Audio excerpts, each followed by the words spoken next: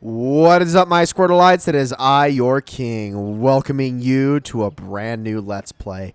One of the most important Let's Plays that I will ever do on this channel, because this is actually one of my all-time favorite video games, and it's taken me this long to do it. I know, we're doing Let's Play Banjo-Tooie, the sequel to the beloved Banjo-Kazooie, a game that I actually consider to be inferior to the sequel, and I will be explaining why, obviously, in this Let's Play itself. But that's not to say they're not both amazing games. They are just different experiences. This is a Let's Play that I have been meaning to do since the beginning of this channel. Banjo-Tooie is in my top 20 favorite video games of all time, possibly even top 10, depends on any given day of the week. I don't know. I freaking love this game, though. This is my absolute favorite creation that Rare as a company has ever made, which is saying a lot, considering the quality of their games, at least back in the day. I freaking adore this game. The thing is that Banjo-Kazooie is considered to be the pinnacle of platforming slash collectathon type of gameplay, especially from the era where that was a very popular style of gameplay.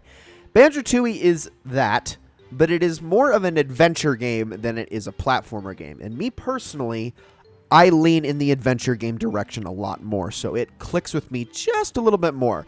And I also spent hundreds and hundreds of hours with this game as a kid. I love it to death. But the thing is I've never actually played it on the Xbox 360 or Xbox One, which in this case, as you can see, that is what we're doing here. So this aspect of the game is going to be a little bit new to me. I was debating on whether or not I wanted to cover the Xbox 360 or the N64 version, and I decided to go with the Xbox 360 version sheerly for the fact that you get a better presentation here. Obviously, it's in 1080p, it runs at a consistent frame rate, and with the N64 version, you would not get either of those things, even though that is my preferred version, simply for the fact that you don't have to worry about stop and swap mechanics in that game. I'll explain all of that in due time, don't you worry. But yeah, we're going to be sticking with the Xbox 360 version for this playthrough, even though I'm not all that familiar with it. So there is going to be a little bit of rust involved jumping into this game, on top of the fact that I haven't played this game in a very long time. I put about 4 hours into a practice file a couple of months ago, but aside from that, I haven't really had much experience with this game in years, which, you know, is a little bit worrying, especially due to the fact that the last time, you know, before a few months ago, the last time I touched any of these Banjo games was actually when I streamed Banjo-Kazooie on this very channel almost 7 years ago. You can still go check out the VODs for that stream if you so desire, and I was actually very heavily considering Let's Playing that game properly before doing this, but considering I prefer the sequel over the first game in general, I figured that that's probably not the best idea. I'm not some authority on Banjo-Kazooie to begin with, so I'm just going to stick with the sequel. Now, I'm not going to be doing the dialogue for any of these cutscenes, mostly due to the fact that you can't really control the speed of the dialogue, so if I tried to do that, it would be very awkward. But on top of that, I feel like the dialogue itself is better appreciated by just reading it, because it is hilarious. Gosh, Rare is... They were the kings of comedy when it came to dialogue in games at the time, and this game is no exception. There is some real funny zingers in this one, especially from the likes of Kazooie and then some of the bad guys in this game. But gosh, oh, there's so much to freaking talk about, and I'm not trying to, like, obviously talk over this cutscene too much, because it's, you know, it sets up the story. But obviously this game is set, you know, the story of this game is set 2 years after the events of Banjo-Kazooie. You defeat Gruntilda, she falls into the ground, and then there's a rock on top of her, and we're 2 years on. Klungo, her minion, is still trying to free her from her prison, and that is how this game starts. Now, I said before, I haven't really had a lot of experience with this game, and that is part of the reason I have been so hesitant for so long to Let's Play this game, because this is a game that is firmly and securely rooted within my childhood. I played this game so much from the age of 7, I think I was 7 when this came out, until I was about 14, 15, and, you know, hundreds and hundreds and hundreds of hours between those years, and after that, almost nothing else. I have nothing but fond memories with this game, but again, my experience and my memories of this game are very foggy. So that is going to make this a very interesting Let's Play. as a result. There are definitely things about it I have memorized, but I am also going to be quite honestly and quite truthfully referring to a guide for part of this Let's Play, so I apologize for that. It's going to be a long one, too.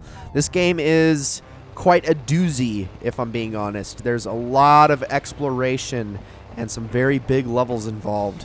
And, of course, a lot of fluff like you get with a cutscene like this. We're actually going to meet some really awesome characters here in a second. They have some pretty good lines, although they don't honestly reoccur as much as I would like them to. Not to spoil anything, obviously. The premise for this game is naturally very silly, much like it is with any Rare game.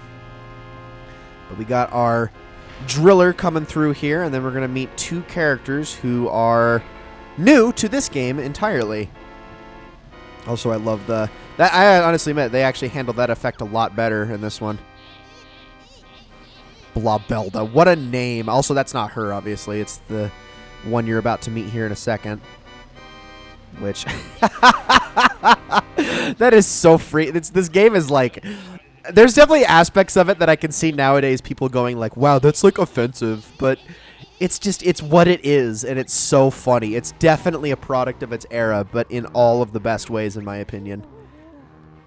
Oh my goodness. Anyways, look at those pentagonal coins that they have. They're, I mean, I said it right there. They're pentagonal.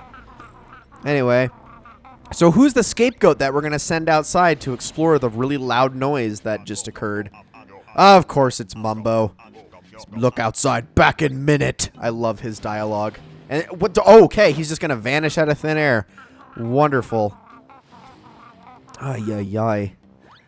Honestly, this is really the worst of it when it comes to cutscenes in this game. There's not really a whole lot of them. They do have them every once in a while, and I know that is often a complaint people have with this game, is that there's a lot of fluff. Really, this is it. This is pretty much the worst of the fluff in the entire game, and once we get through this cutscene, it's actually not so bad. So, oh boy. Powers we must combine. I love the Yoda speak between the two of them.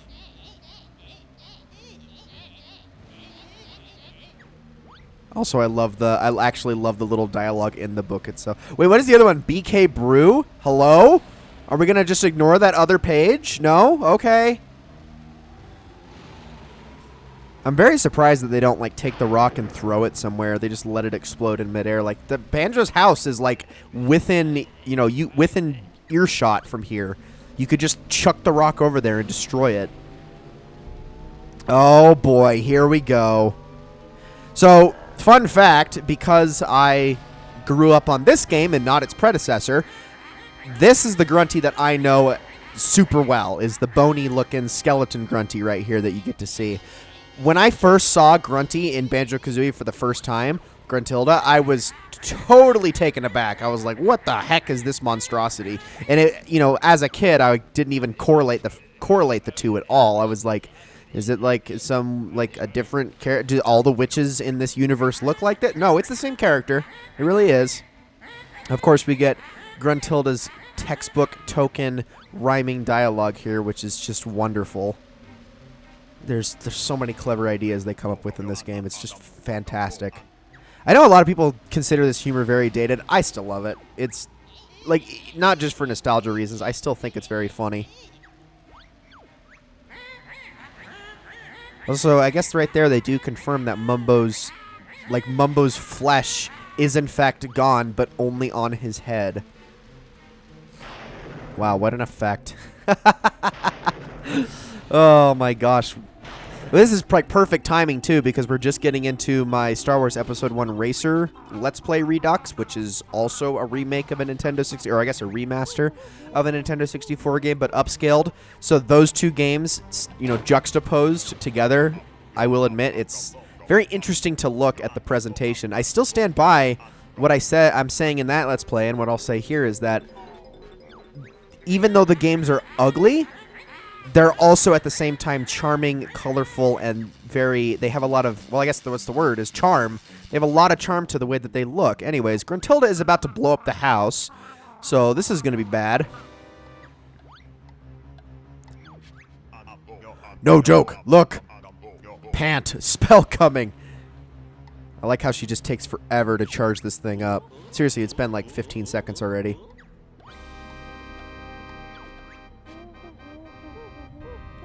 Oh, Bottles, no. Oh, no, no, no. Don't, no, Bottles, you gotta go, dude. Oh, no. That's bad. Well. Poor guy. That's really unfortunate. Yeah, get at it. Like, how do you manage to still be horrifically fat while being all bone? Seriously, that's actually impressive. Also, I love how they just let these guys out. Look at these enemies. They're so dumpy looking. Also like how the little green guys have like the Wonder Woman bracelets. Makes you wonder if you could like hold them up and, you know, hold them in front of their face and deflect bullets. That'd be kind of awesome.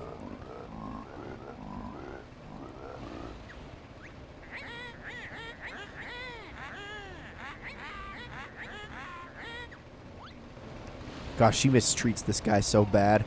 Poor little guy.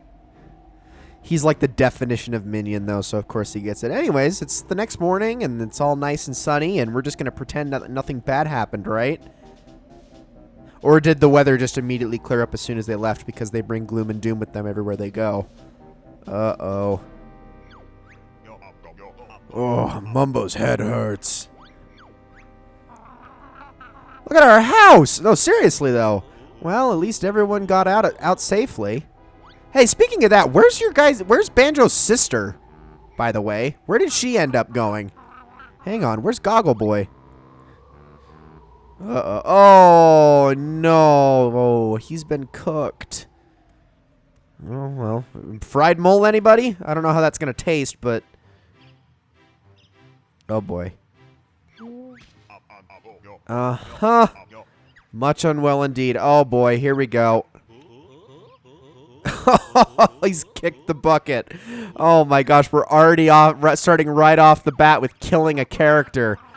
He wasn't the favorite character in Banjo-Kazooie anyway. I love the fourth wall jokes. They're so great. Gosh, Kazooie is just a bitch. Like, seriously, like, unabashedly a bitch. And it's very funny. Barenberg, get after which. Mumbo, see you later. Yes, we will definitely catch up with you in due time, Mumbo. We actually have a game to get started on. Peck some more witch, but let's go, Banjo. And so our game can actually begin. The feeling it's not going to be so easy this time.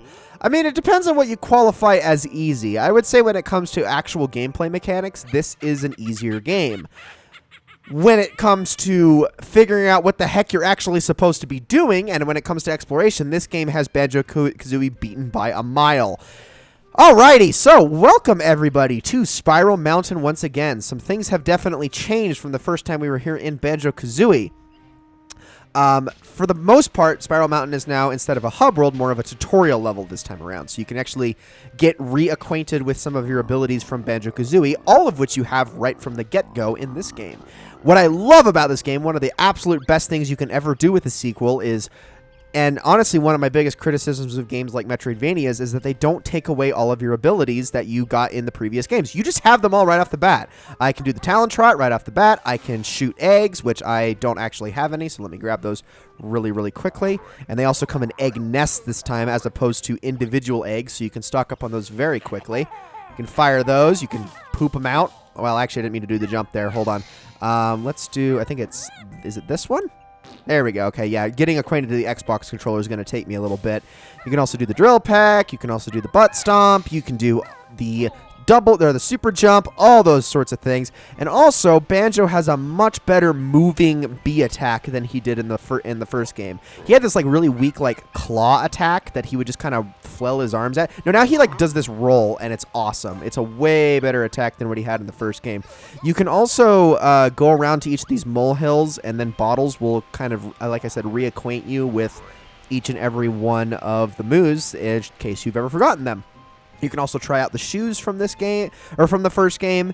You've got the speedy shoes right here, which allow you to go really, really fast. You also got the muck boots, which allow you to go through certain types of terrain, particularly swamp. Cancel these at any time, I believe with, there it is, okay, with X, that's the button.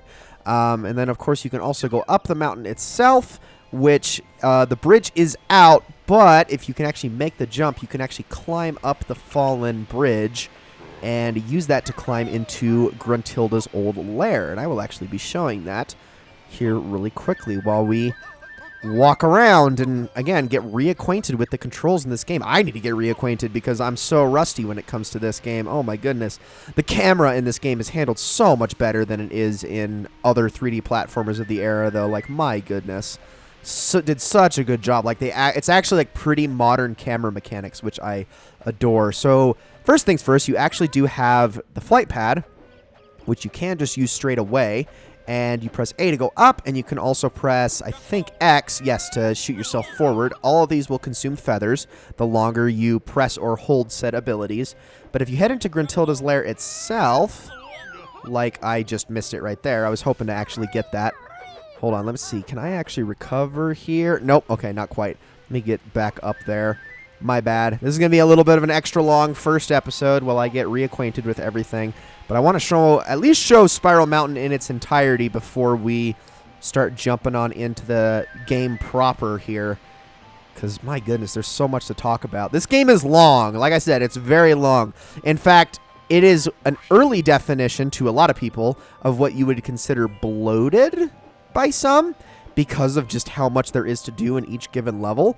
But me personally, I think this game hit the nail on the head just right with the amount of content, and especially in comparison to games nowadays. This game is nothing when it comes to it knows nothing about bloat. Let's just say that. All right, so this is Gruntilda's lair. We are in the entrance, and we cannot actually proceed into the lair itself. This is the extent of where we can go. We can pick ourselves up some gold feathers, which are useful for making ourselves invulnerable, which I believe that's not the button. What is the button for that? There we go. Okay, it's on the right stick, and you can actually just run right through enemies and take them out with invulnerability, which is also really nice. Anyways, let's talk to this guy. Hello again, Banjo. Remember me? I'm Cheato, the magical spellbook. Yeah, we know who you are. Just hand over something useful. You're out of luck there, I'm afraid. Grunty ripped out all of my pages because I helped you in the last game. I'd be most grateful if you could look out for them on your travels. Maybe. What's in it for us? Well, for every 5 pages you return, I'll let you in on a little secret. You mean a cheat?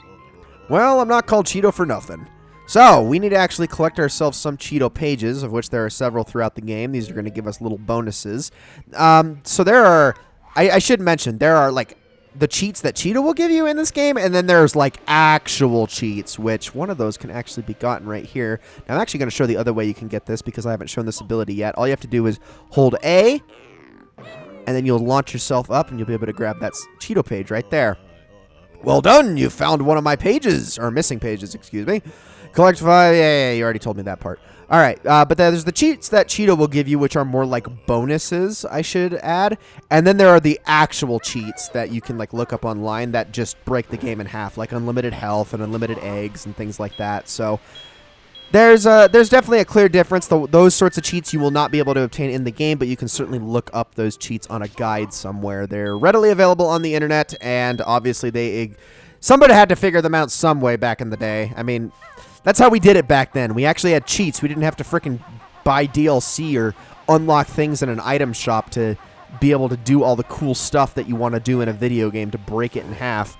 But, ladies and gentlemen, that is actually going to be it for this episode of Let's Play Banjo-Tooie. I know we haven't really done a whole lot just yet, but... Actually, can I even make that?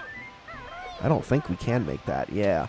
But yeah, we haven't done a whole lot in this episode, but we're going to actually really get into the nitty-gritty of things in the next one.